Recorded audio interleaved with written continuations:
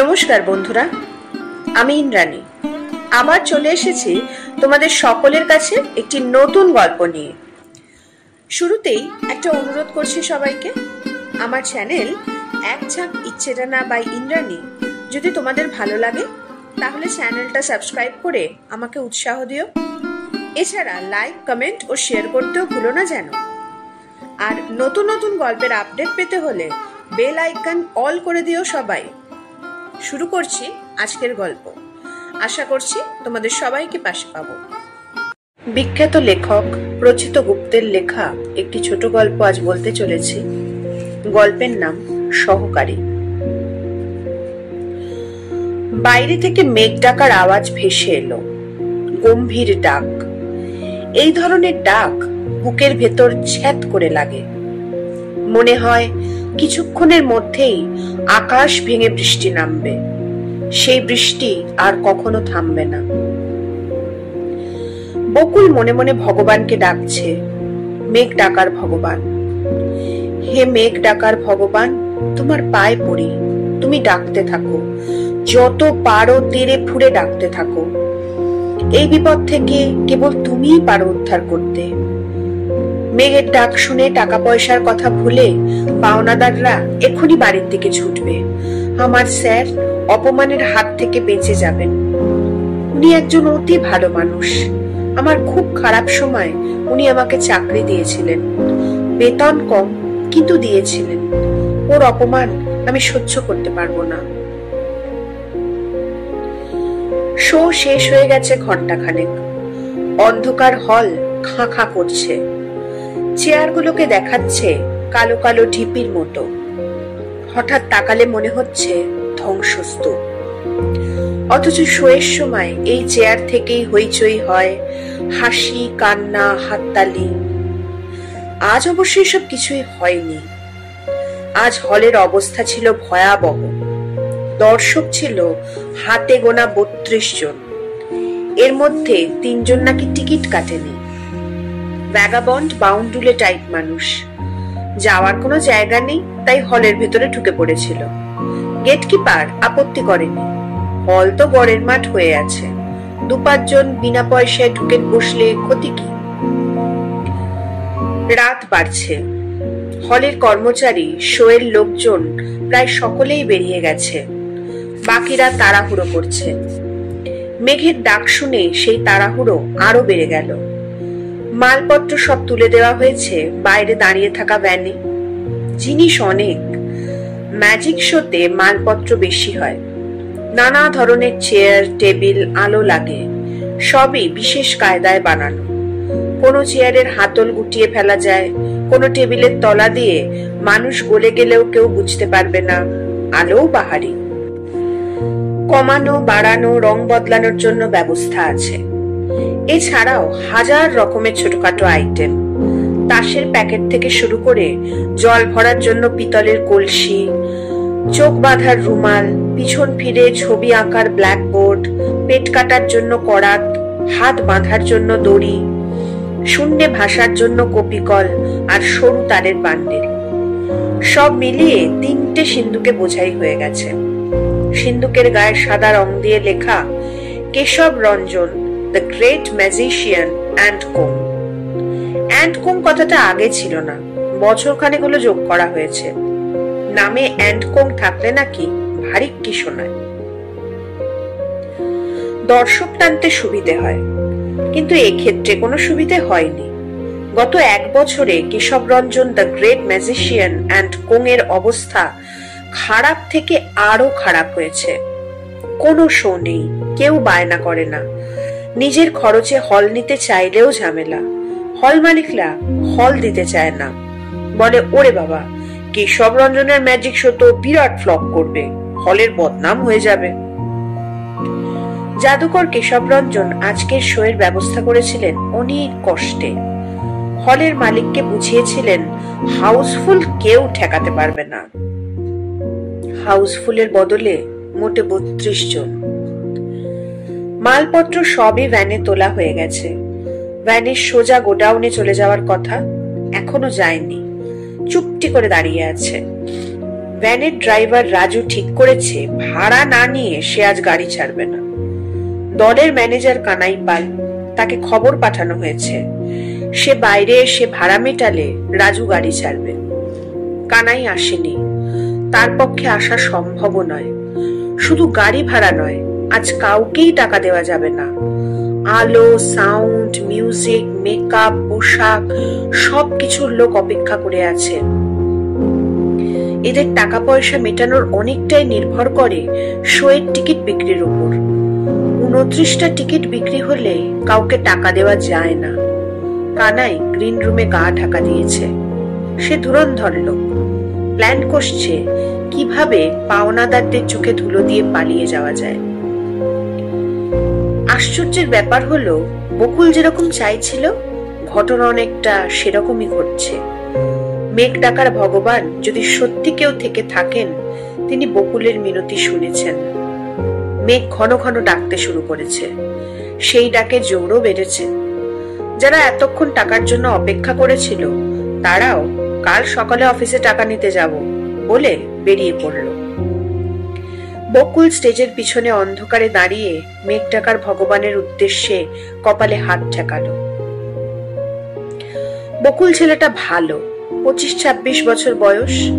Keshab Ranjan the great magician and কোংয়ের একজন অতি সামান্য কর্মচারী, জাদুকরের সহকারী। সে করে নকল দর্শকের চাকরি। ম্যাজিক শোতে নকল দর্শক খুব গুরুত্বপূর্ণ একটা ব্যাপার। ঘাপটি মেরে আসল দর্শকদের মধ্যে বসে থাকতে হয়। বিভিন্ন খেলায় জাদুকর দর্শককে স্টেজে ডেকে নেন। তাসের খেলা, ছুরির খেলা, অঙ্কের খেলা।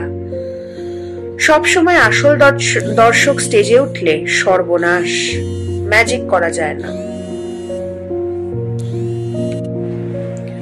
তখন নকল দর্শকদের উঠতে হয়। 3 বছর আগে বকুল কাজ চাইতে কেশব রঞ্জনের কাছে আসে। তখন বেচারির হতদরিদ্র অবস্থা, দুবেলা খাবার জোটানোই মুশকিল। ছেলেটার অতি সাধারণ চেহারা আর অতি সাধারণ ভাবভঙ্গি দেখে কেশব রঞ্জনের পছন্দ হলো। তিনি বকুলকে বললেন, কাজ দিতে পারি, তবে কাজের সাহস লাগবে আর খুব বিশ্বাসী হতে হবে। জাদুকরের সহকারীকে সবার আগে বিশ্বাসী হতে হয়। মাইনে করি বাবু, খুব বেশি দিতে পারবো না, তবে আমি যদি টাকা পাই তুমিও পাবে, আমি যদি খেতে পাই তুমিও পাবে। এখন বলো তোমার সাহস আছে কিনা। বকুল বলল, কেমন সাহস চাই স্যার?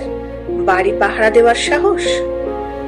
কেশব রঞ্জন হেসে বললেন, না না, এই সাহস অন্য সাহস, ম্যাজিক ভালোবাসার সাহস।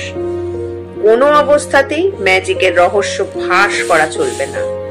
লোভে পড়ে তো নয়ই, এমনকি চর কিল ঘুষি খেলেও নয়। বকুল এমন কথা কখনো শোনেনি। ম্যাজিক কোম্পানিতে কাজ করতে গেলে সাহস লাগে নাকি? ভারী মজা তো। এই মানুষটাও চমৎকার, বলছে কিনা আমি টাকা পেলে তুমিও পাবে।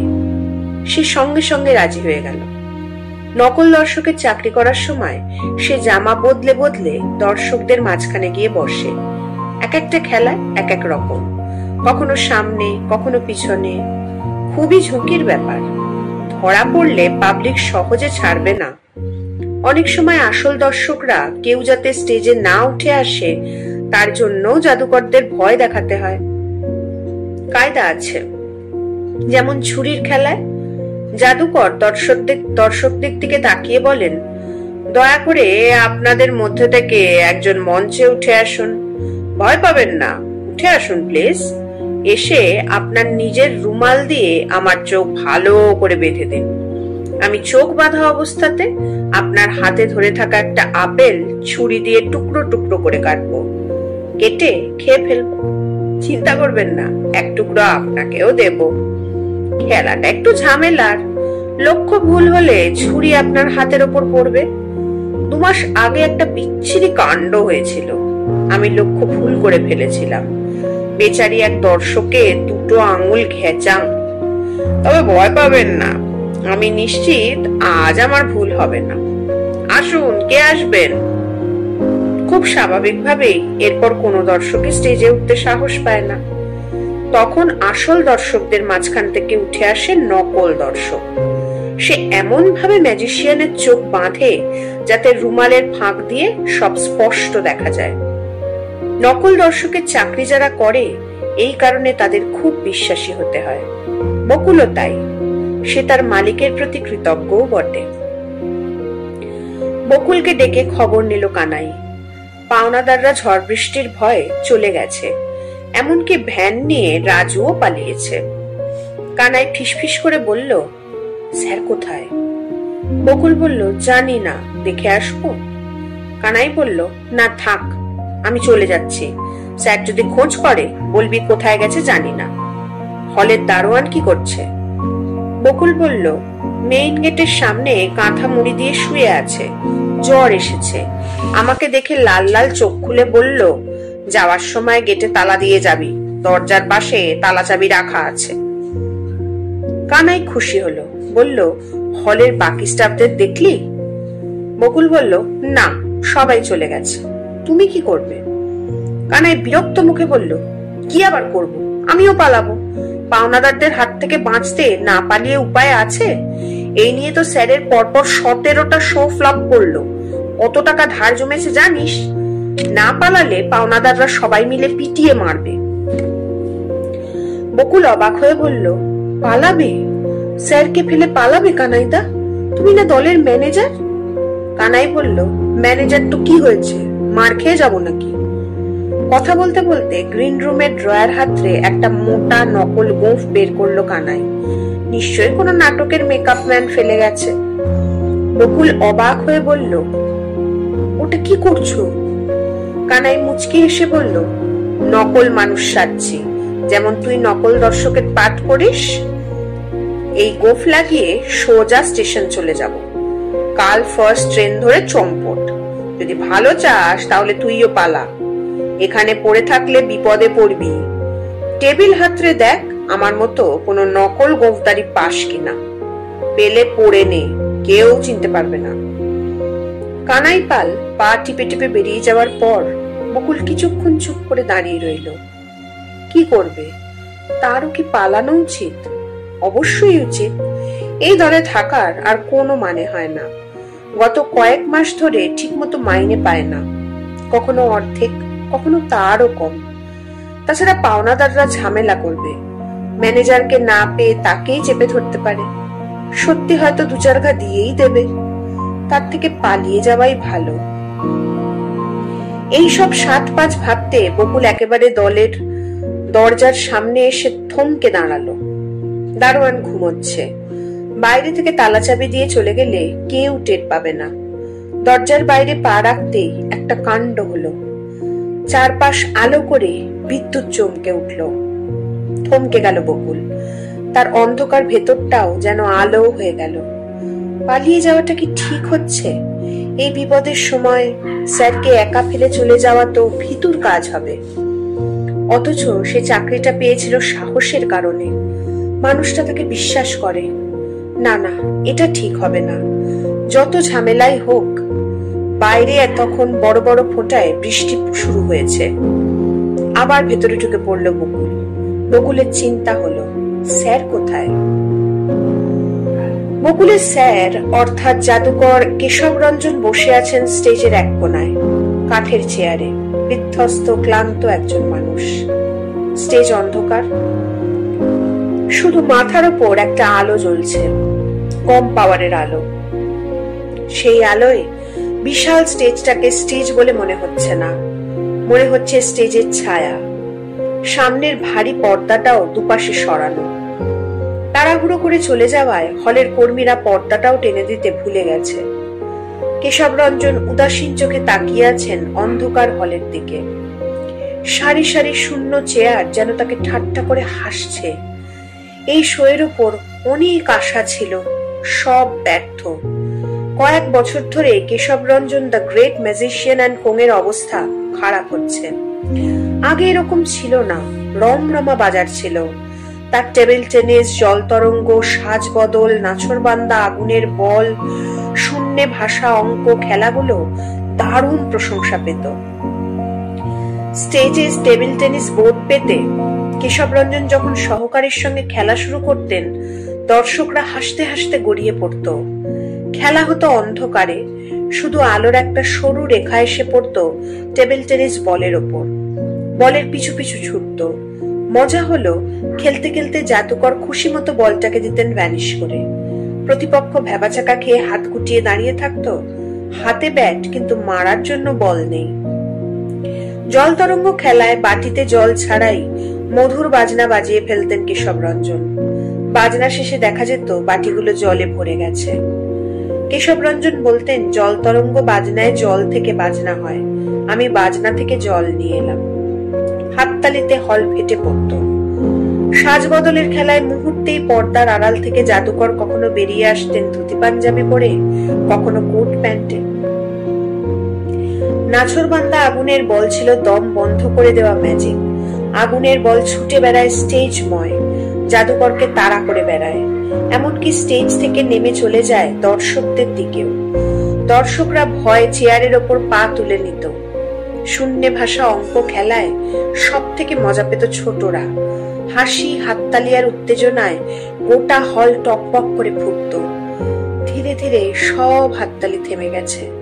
কেশব রঞ্জনের আজকের শোটা ছিল ঘুরে দাঁড়ানোর শেষ চেষ্টা। লাভ হলো না কিছুই। তিনি আজ একজন বাতিল জাদুকর। দর্শকরা তাকে ছুঁড়ে ফেলেছে। দলের সবাইও তাকে ছেড়ে চলে গেছে। দুহাতে মুখ ঢেকে মাথা নামিয়ে ফেললেন কেশব রঞ্জন।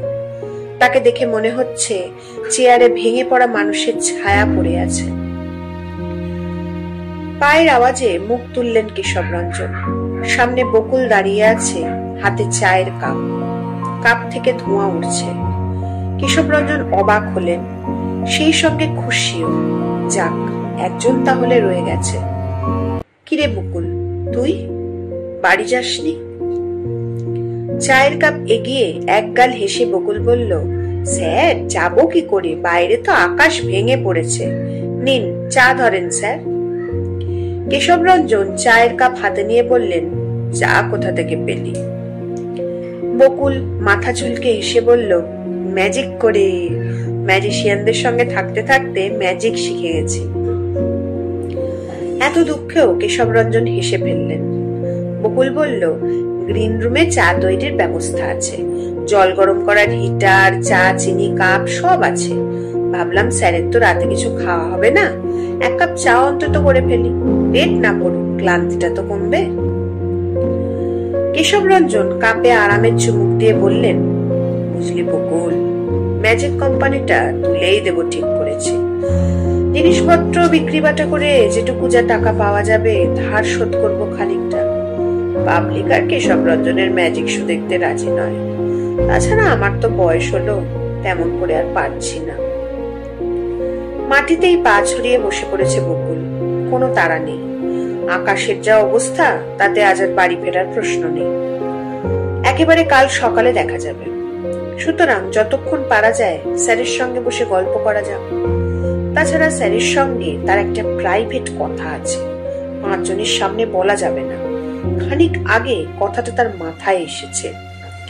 বকুলকে উসখুস করতে দেখে কেশব রঞ্জন বললেন, কিছু বলবি? স্যার যদি রাগ না করেন একটা কথা বলি। কেশব রঞ্জন বললেন, কি কথা? আর একবার চেষ্টা করলে হয় না? আর একটা চান্স। কেশব রঞ্জন খুবই অবাক হলেন। বকুলের মতো একজন অতি সাধারণ ছেলের মুখে এ কথা শুনবেন তিনি আশা করেননি। সবাই যখন হাল ছেড়ে চলে যাচ্ছে, তখনও বলছে আর একটা সুযোগ নিলে কেমন হয়। বকুল আমতা আমতা করে বলল, রেগে গেলেন নাকি? ভাবছিলাম জমজমাট একটা খেলা নিয়ে আপনি যদি আবার স্টেজে আসেন, এই ধরুন সিন্দুক ভ্যানিশের মতো কোনো খেলা। যতই হোক কেশব রঞ্জন জাদুকর, ম্যাজিকের কথা শুনলে ভেতরে ভেতরে একটা উৎসাহ তৈরি হয়। ভুরু কুঁচকে বললেন, সিন্দুক ভ্যানিশ? সেটা আবার কি খেলা? বকুল লজ্জা লজ্জা মুখে বলল, আমি দেখিনি কখনো, গল্প শুনেছি। বড় বড় জাদুকররা দেখাতেন, হাত পা শিকলে বেঁধে সিন্দুকের ভেতর শুয়ে পড়তেন। স্টেজের আলো নিভেই জ্বলে উঠত। দেখা যেত জাদুকর সিন্দুকের বাইরে হাসছে। কেশব রঞ্জন হেসে উঠলেন, বললেন, সিন্ধুক ভ্যানিশ কোথায়, ও তো মানুষ ভ্যানিশ। ওই ম্যাজিকের অনেক ঝামেলা, অনেক প্র্যাকটিস করতে হয়, তাছাড়া খরচও আছে। বিশেষ কায়দায় সিন্ধুক, লোহার শিকল বানাতে হয়। ওই যে বললি না 1 সেকেন্ডের অন্ধকারেই জাদুকর বেরিয়ে আসে, আসলে সিন্ধুকটাই ওরকম করে বানানো, গোপন দরজা থাকে, ভেতর থেকে খুলে ফেলা যায়, তারপর নিমেষে বেরিয়ে আসতে হয়। ম্যাজিকটা খুবই ইন্টারেস্টিং, কিন্তু এই বয়সে আমি আর অত তাড়াতাড়ি নড়াচড়া করতে পারবো না, এতে খুব ভালো রিফ্লেক্স লাগে। না রে, ওসব হবে না। বকুল একটুক্ষণ মাথা নামিয়ে বসে রইল, তারপর নিচু গলায় বলল, আমি পারবো না। বাইরে বিকট আওয়াজে বাজ পড়ল। কেশবরঞ্জন চমকে উঠে বললেন, তুই? হ্যাঁ আমি। আমার তো তেমন বয়স হয়নি স্যার, চিমসে ধরনের চেহারা, সিন্ধুকের ভেতর থেকে চট করে গলে বেরিয়ে আসবো। বকুল এগিয়ে গিয়ে কেশবরঞ্জনের হাঁটু চেপে ধরল, বলল, একটা চান্স নিন না স্যার, শো না হয় কদিন পরেই হবে, কথা দিচ্ছি আমি জোর প্র্যাকটিস করব, একেবারে নাওয়া খাওয়া ভুলে। খেলাটা একবার লেগে গেলে দেখবেন ম্যাজিক কোম্পানি আবার ছুটতে শুরু করেছেন। কেশবরঞ্জন অন্যমনস্ক হয়ে খালি কাপে দুবার চুমুক দিলেন। তার চোখের মনি স্থির হয়ে গেছে। বকুলের কথাটা তার মাথার ভিতর ঢুকে গেছে, ছেলেটা বাজে কথা বলেনি। ম্যাজিকের ইতিহাসে এই উদাহরণ আছে। বন্দি দশা থেকে নিজেকে মুক্ত করার খেলা দেখিয়ে অনেক জাদুকর নাম করেছেন, যেমন হ্যারি হুডিনি। তাকে হাত পা বেঁধে বাক্সে পুরে সমুদ্রের জলে ফেলে দেওয়া হয়েছিল। তিনি সুস্থ শরীরে বেরিয়ে এসে পৃথিবীতে আলোড়ন ফেলে দিয়েছিলেন। শুধু বিদেশি কেন, বাঙালি জাদুকরও এই খেলা দেখিয়েছেন। বিখ্যাত জাদুকর গণপতি চক্রবর্তী দেখাতেন। খেলার নাম ছিল ইলিউশন বক্স। হুডিনির কায়দায় হাত পা বেঁধে ঢুকে পড়তেন কাঠের বাক্সে, সময় হলে বেরিয়ে আসতেন। আবার বাক্স খুলে দেখা যেত ভেতরে শুয়ে আছেন ঠিক আগের মতো। তাহলে তিনি কেন পারবেন না? বরং তার খেলার নতুন জিনিস থাকবে, যা কেউ কখনো করেনি। কেশবরঞ্জনের শোয়ে জাদুকর নিজে বন্দি অবস্থা থেকে মুক্ত হবে না, সে মুক্ত করবে বন্দি দর্শককে। বকুল সেই দর্শক হবে। ছাপোষা মানুষ সেজে বসে থাকবে অডিটোরিয়ামে, একেবারে পিছনের সিটে। টাকার পর স্টেজে উঠবে বটে, কিন্তু অভিনয় করবে ভয়ের, কাঁপতে শুরু করবে। অনেক বোঝানোর পর হাত পা বেঁধে ঢুকবে বস্তার ভেতর। বস্তা ঢুকবে সিন্ধুকে, তালা বন্ধ সিন্ধুক। হল কাঁপিয়ে বাজনা বাজবে, আলো নিভবে মুহূর্তের জন্য, তারপর সবাই দেখবে। কেশবরঞ্জন ঝুঁকে পড়ে বকুলের কাঁধে হাত রাখলেন, গাঢ় স্বরে বললেন, পারবি তো? কাজটা কিন্তু খুব কঠিন, সাহস লাগবে। বকুল ঢিপ করে একটা প্রণাম ঠুকে একগাল হেসে বলল, পারবো স্যার, আমার খুব সাহস, বুঝতে পারছেন না? কেশবরঞ্জন মৃদু হেসে বললেন, তোর সাহস দেখে অবাক হচ্ছে। আমি নিজেও আবার ম্যাজিক দেখানোর সাহস ফিরে পাচ্ছি, এটাই মজা। সাহসী মানুষ অন্যের সাহস বাড়িয়ে দেয়। এখন এখান থেকে ভাগ, আমাকে একা থাকতে দে। সারা রাত ধরে খেলাটাকে মাথার ভেতর সাজিয়ে ফেলে ভালো করে অভিনয় করতে হবে কিন্তু বকুল। ঠিক হয়েছিল 3 মাস পরে শো হবে, লেগে গেল 4 মাস। টাকা জোগাড় হচ্ছিল না। শেষ পর্যন্ত গ্রামের পৈতৃক জমিটা বেচে দিলেন কেশবরঞ্জন। অর্ডার দিয়ে গোপনে বিশেষ দরজা লাগানো সিন্ধুক, কবজা লাগানো লোহার শিকল তৈরি হলো। বকুল আরো 1 মাস সিন্ধুক থেকে বেরিয়ে আসার কসরত রপ্ত করল। শোয়ের 10 দিন আগে পোস্টারে 6 লাভ হয়ে গেল শহর। বড় বড় করে লেখা, সাবধান সাবধান সাবধান, যারা ভীতু তারা এবার কেশবরঞ্জনের এই ম্যাজিক শো দেখতে আসবেন না। বলা যায় না, হয়তো আপনাকেই হাত পা শিকলে বেঁধে ঢুকতে হবে সিন্ধুকের ভেতর। জাদুকর মন্ত্র বলে আপনাকে মুক্ত করবেন, মন্ত্র ভুল হলে সর্বনাশ, সুতরাং সাবধান। 3 দিনের মধ্যে সব টিকিট বিক্রি। মজার কথা, চলে যাওয়া পুরনো লোকেরা সব ফিরে এসেছে, এমনকি ম্যানেজার কানাই পর্যন্ত। কেশবরঞ্জন সকলকেই যতটা পারেন টাকা পয়সা মিটিয়ে দিয়েছেন। শনিবার সন্ধেবেলা শো শুরু হলো বিরাট উত্তেজনায়। প্রচারে কৌতূহলী হয়ে পত্রপত্রিকার সাংবাদিক, ফটোগ্রাফাররাও এসেছে। শেষ খেলা সিন্ধুকের। বকুল দুর্দান্ত অভিনয় করলো। কেশব রঞ্জন নিজে অভিভূত হলেন। নকল দর্শকের অভিনয় যে এতটা ভালো হবে তিনি কল্পনাও করতে পারেননি। পরিকল্পনা মতো বকুলকে সিন্ধুকে ঢুকানোর পর কাঁপিয়ে বাজনা শুরু হলো। হিসেব মতো মুহূর্তের জন্য সব আলো নিভে পরক্ষণেই জ্বলে উঠল। কিন্তু বকুল কোথায়? তার তো সিন্ধুকের পাশে দাঁড়িয়ে থাকার কথা। ঠিক ছিল, কপালের ঘাম মুছতে মুছতে জাদুকরের কাছে কাঁপা গলায় সে এক গ্লাস জল চাইবে। কিন্তু কোথায় সে? দর্শকরা দম বন্ধ করে আছে। কেশব রঞ্জনের শরীর কেঁপে উঠল। তবে কি কোনো দুর্ঘটনা ঘটছে? বকুল সিন্ধুকের ভিতরে আটকে পড়েছে নাকি? দরদর করে ঘামতে লাগলেন কেশব রঞ্জন। ঠিক এমন সময় পিছন থেকে কে যেন কাঁপা গলায় চিৎকার করে উঠল, এই তো স্যার, আমি এখানে।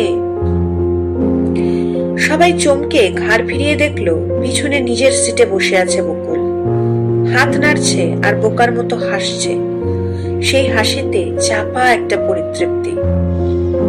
কেশব রঞ্জনের মনে হলো তিনি জ্ঞান হারাবেন। কি করে এমন ঘটলো? বকুল ওখানে গেল কি করে? অসম্ভব, এ হতেই পারে না। কোনো রকমে নিজেকে সামলালেন তিনি। আবার সব আলো নিভল। শো শেষ। দর্শকদের তুমুল হাততালি থামতেই চায় না, ঢেউয়ের মতো আছড়ে আছড়ে পড়ছে। কেশব রঞ্জন হাত তুলে পর্দা টানার নির্দেশ দিলেন। পর্দা টানা হলেই তিনি জ্ঞান হারিয়ে লুটিয়ে পড়লেন স্টেজের ওপর। Keshab Ranjan the great magician and কোংয়ের শোয়ের জন্য বায়না করতে তখন বহু লোক স্টেজের দিকে দৌড়েছে। ম্যানেজার কানাই পাল তাদের সামলাচ্ছে। সিন্ধুকের ভেতর বকুলের মৃতদেহ পাওয়া গেল। মুখে যন্ত্রণার ছাপ নেই, বরং পরিতৃপ্তির হাসি। ডাক্তার পরীক্ষা করে বলল কোনো কারণে সিন্ধুকের লুকোনো দরজা খুলতে পারেনি বেচারি। তাতেই দম বন্ধ হয়ে যায়। হয়তো চিৎকার করেছিল, কিন্তু সেই চিৎকার শোনা যায়নি, বাজনায় ঢাকা পড়ে গেছে। ঘটনা খুব কম লোকই জানতে পারলো। কানাইপাল সব ম্যানেজ করছে। সবাই জানলো বকুল নামে একটা মানুষ হারিয়ে গেছে। একজন নকল দর্শক হারিয়ে গেলে কার কি এসে যায়। আজও কেশব রঞ্জন সিন্ধুকের খেলা দেখান। সহকারী হিসেবে তিনি অন্য লোক নিয়েছেন। খেলা শেষে দর্শকরা তুমুল হাততালি দেয়। পর্দা টানা হয়ে গেলে কেশব রঞ্জন দু হাতে মুখ ঢেকে হাউ হাউ করে কেঁদে ওঠেন। দলের সবাই অবাক হয়, এত হাততালি পেয়েও মানুষটা কাঁদে কেন? ব্যাস, আজ এ পর্যন্তই। মানুষের কৃতজ্ঞতা, শ্রদ্ধা, সেটা কি জন্ম মৃত্যু ভেদাভেদটাকে পার করে দিতে পারে? কি জানি। গল্পটি ভালো লাগলে লাইক করে এবং কমেন্ট করে আমাকে জানাবেন। চ্যানেলে নতুন হলে সাবস্ক্রাইব করে আমাকে উৎসাহ দেবেন এবং গল্পের লিংক শেয়ার করে অন্যকে শুনতে সাহায্য করবেন প্লিজ। অনেকদিন বাদে আবার গল্প নিয়ে এসেছিলাম। আশা করি সকলের ভালো লাগবে। খুব তাড়াতাড়ি আবার নতুন গল্প নিয়ে হাজির হব। ততক্ষণ টাটা।